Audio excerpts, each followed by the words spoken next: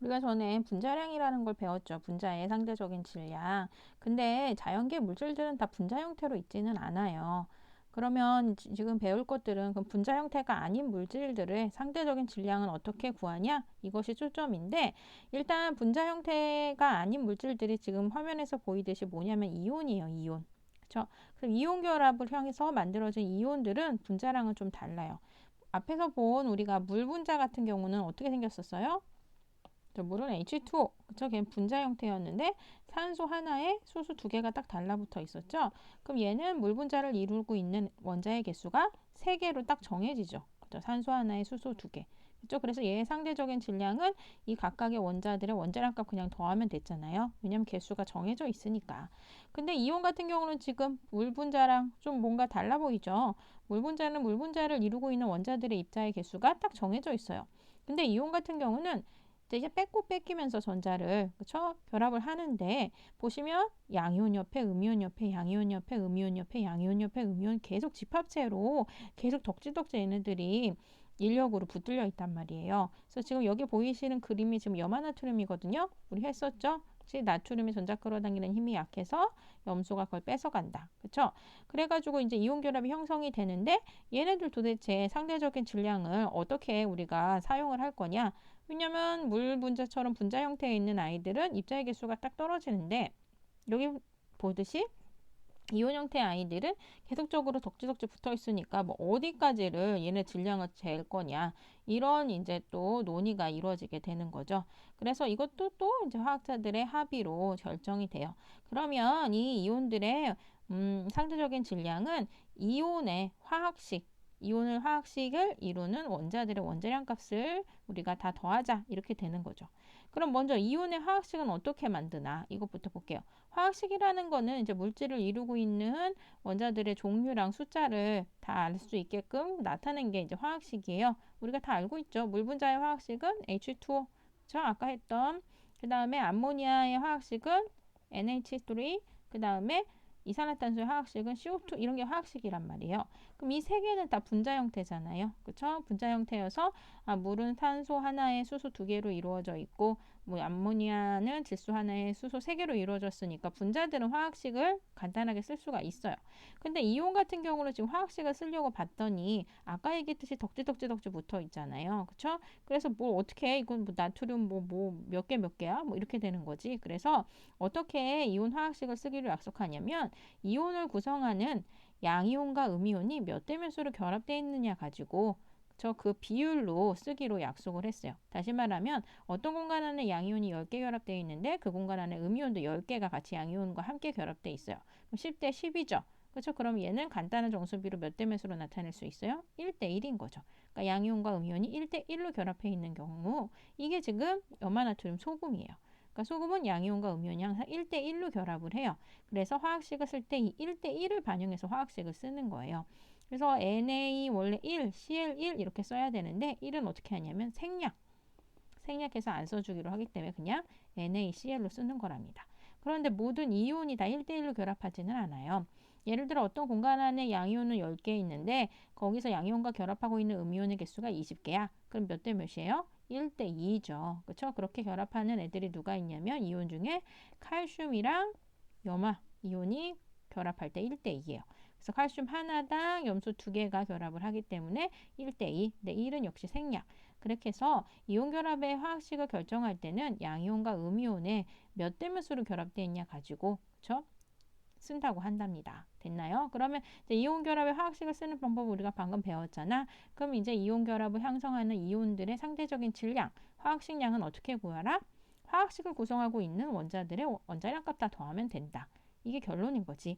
그래서 NaCl은 지금 위에 있는 이 그림인데 얘 화학식은 NaCl로 쓰니까 얘 상대적인 질량인 화학식량은 어떻게 해요? Na의 원자량 더하기 염소의 원자량 더하면 되는 거죠. 그래서 여기 보시다시피 Na 원자량이 23.0이고 염소의 원자량이 35.5여서 얘네 더하면 얼마 나올까요?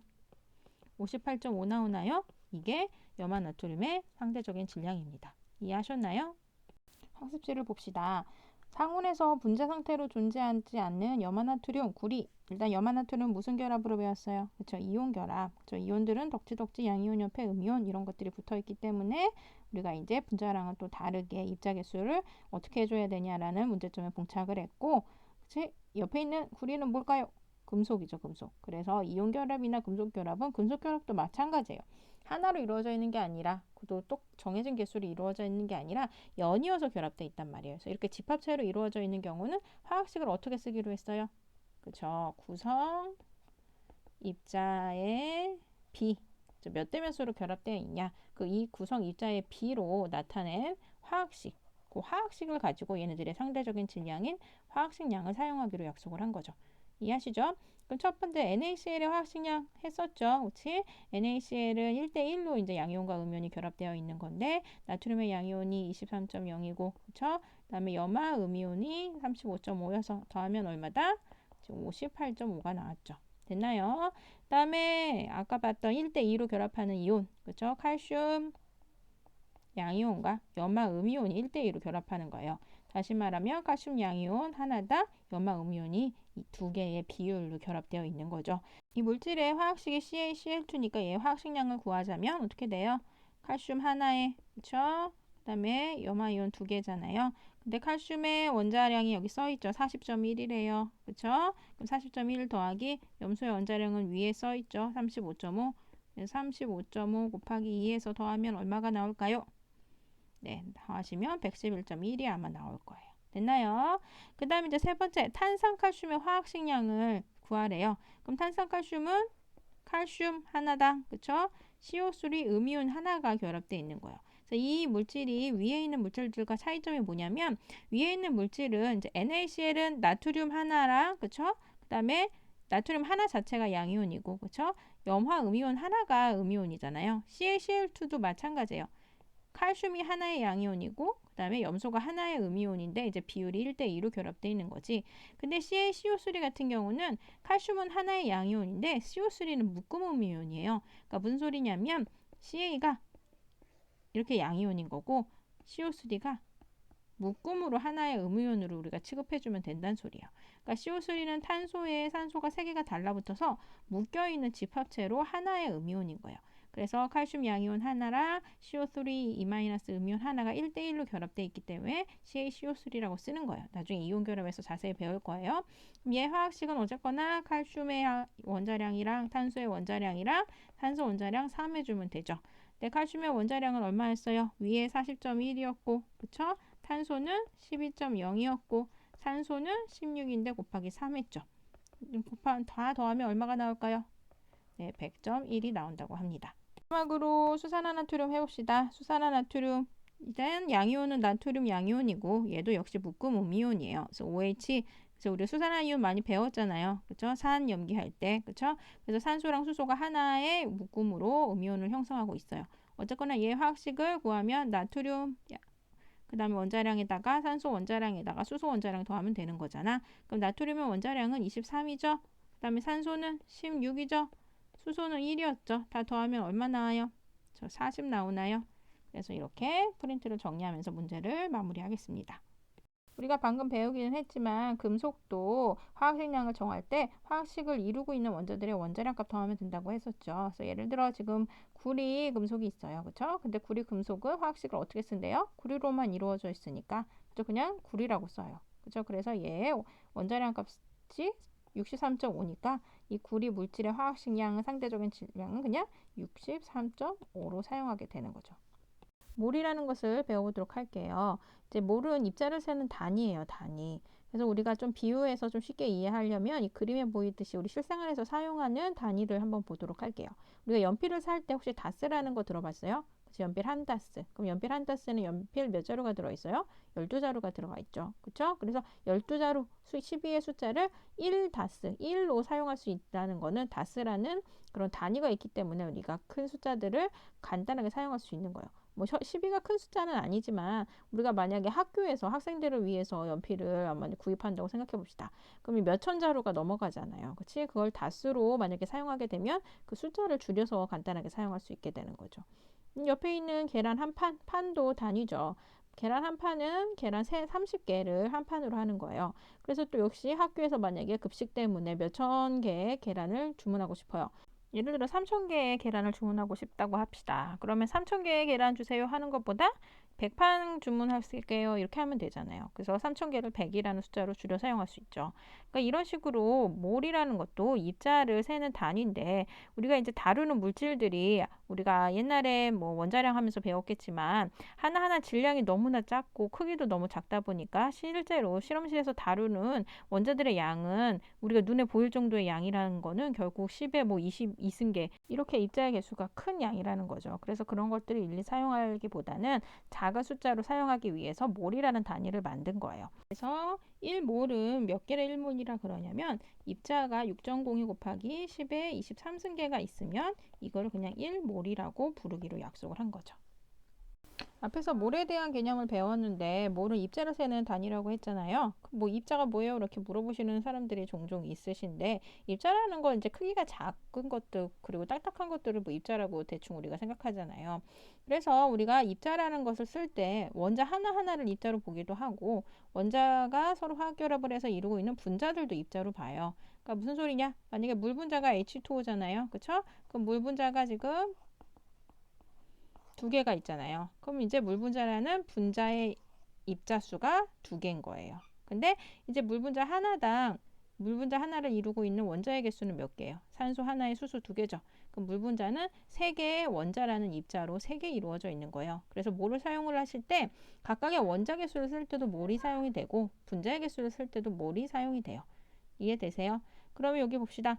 우리가 1몰이 몇 개였어요? 6.02 곱하기 10의 23승계를 1몰로 한다고 지금 약속을 한 거잖아요. 여기 지수승으로 올라가야 돼요.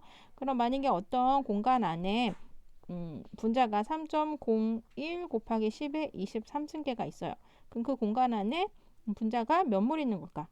6.02 10의 곱하기 10의 23승계의 반이잖아. 그럼 0.5몰이 있는 거죠. 그럼 어떤 공간 안에 분자가 12.04 곱하기 10의 23승계가 있어요. 그럼 그 공간 안에 분자가 몇 몰이 있는 거예요? 6.02의 2배니까 2몰이 있는 거죠. 그래서 우리가 1몰이라는 게 6.02 곱하기 10의 23승계 입자를 뜻하기 때문에 걔를 가지고 다른 원자들이 이런 식으로 큰 숫자가 나왔을 때 몇 몰인지를 환산해서 구해줄 줄 알아야 됩니다. 그럼 프린트를 채워보면서 문제를 풀어봅시다. 1몰은 6.02 곱하기 10의 23승계 입자를 뜻했죠. 이 수는 뭐라 그런다? 아보가드로수라고 해요. 아보가드로수. 됐나요? 그럼 물 분자 1몰 안에 수소 원자는 몇 몰과 산소 원자 몇 몰이 들어있는가? 그걸 지금부터 해보도록 하겠습니다. 뭐 이렇게 어렵지 않아요. 봅시다. 이걸 하는데 가끔 좀 헷갈려 하시는 분들이 있어서 선생님이 차근차근 해볼게요. 이 공간 안에 물 분자가 두 분자 있어요. 그럼 이 공간 안에 들어가 있는 산소는 몇 개일까요? 산소 원자는 여기 한 개, 여기 한 개, 두 개죠.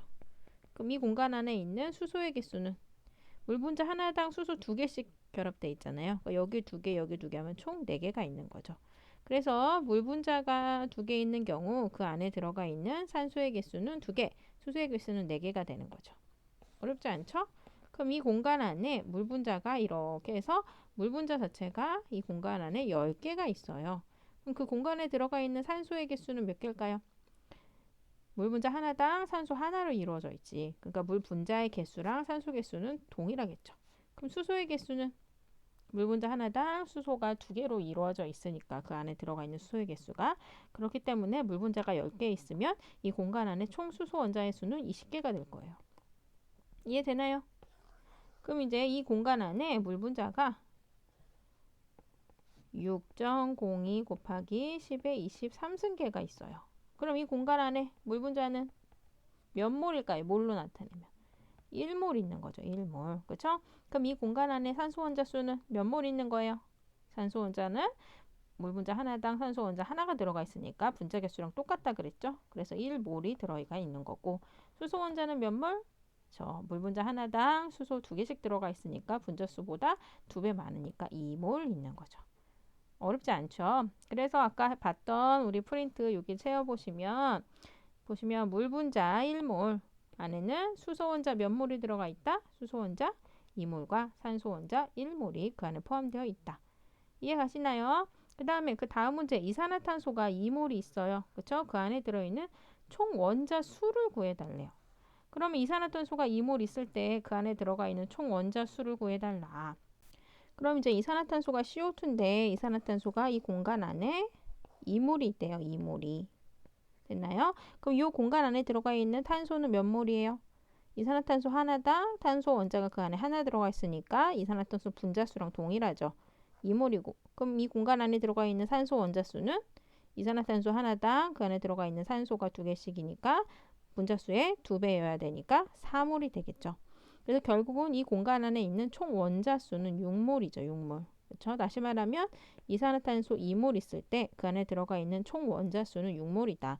왜냐하면 이산화탄소 한 개당 그 안에 들어가 있는 원자수가 3개잖아요. 탄소 하나에 산소 2개.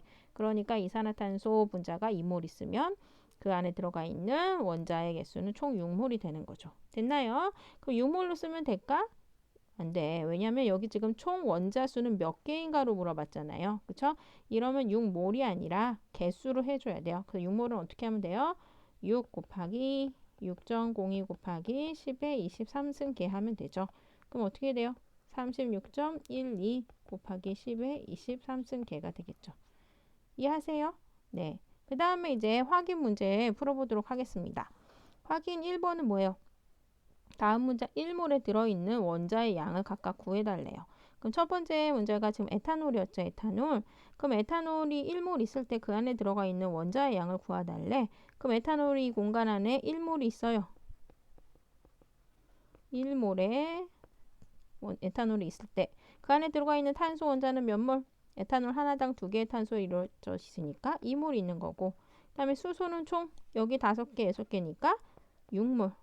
그 다음에 산소는 1몰 있는 거지. 1몰. 그치? 그러면 총 원자 개수는 몇 몰? 6, 7, 8, 9몰. 그쵸? 그래서 에탄올이 1몰 있을 때 그 안에 들어가 있는 원자의 양을 몰수로 나타내자면 9몰로 쓰시면 돼요. 그럼 이제 오른쪽에 있는 아세트산을 봅시다. 아세트산이 또 이 공간 안에 1몰이 있대요. 1몰. 그럼 이 공간 안에 있는 탄소는 몇 몰 있을까? 아세트산 하나당 2개의 탄소로 이루어져 있으니까 2몰 있을 거고, 그 공간 안에 있는 수소는 여기 3개, 4개니까 그쵸? 4몰 있는 거고, 그 다음에 산소는 여기 2개 있죠? 그래서 2몰. 그럼 얘네는 다 총 몇 몰? 그쵸? 8몰. 이렇게 해서 정리하면 됩니다. 그럼 몰과 질량 간의 관계를 알아보도록 할게요. 입자들이 몇 몰 있다. 그러면 그 입자들이 몇 그램을 차지하는가, 이런 것들을 실제적으로 이제 나타내는 게 몰과 질량 간의 관계를 이제 말하는 건데, 지금부터 한번 배워보도록 하겠습니다. 지금 저울에 뭐가 있어요? 오른쪽에 탄소 원자가 있죠. 탄소 원자. 탄소 원자가 몇 개 있대요? 6.02 곱하기 10의 23승계가 있대요. 6.02 곱하기 10의 23승. 많이 봤던 숫자죠? 이 뭐예요? 1몰이죠. 1몰. 결국 탄소 원자가 1몰이 저울의 오른쪽에 쌓여 있다고 가정을 해봅시다. 그럼 지금 저울이 수평이잖아요. 평형을 이룬다는 거는 지금 왼쪽과 오른쪽의 무게가 질량이 동일하다는 소리죠. 그럼 봤더니 왼쪽에 몇 그램이래요? 12g이래요. 그럼 탄소 원자 1몰의 질량이 몇 g이다? 12g이다. 근데 탄소 12 어디서 많이 들어보지 않았나요? 그쵸? 탄소의 원자량이 얼마였어요? 탄소의 원자량 10이었죠. 그래서 결국은 어떻게 되냐면 어떤 원소들의, 그래서 원자들의 1몰당 질량은 그 원자량에다 실제 그램을 붙이면 진짜 질량이 돼요. 그러니까 무슨 소리야? 아까 탄소의 원자량이 우리가 12.0으로 계속 쓰고 있었잖아요. 그럼 탄소 1몰당 질량은 실제로 몇 그램이냐면 12g이에요.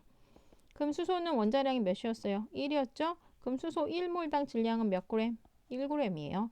그러면 산소 해보자. 산소는 우리가 원자량 몇이었지? 16이었죠? 그럼 산소 1몰당 질량은 몇 그램? 16g이에요. 그럼 조금만 더 나가보자. 그럼 산소 0.5몰당 질량은 몇 g일까?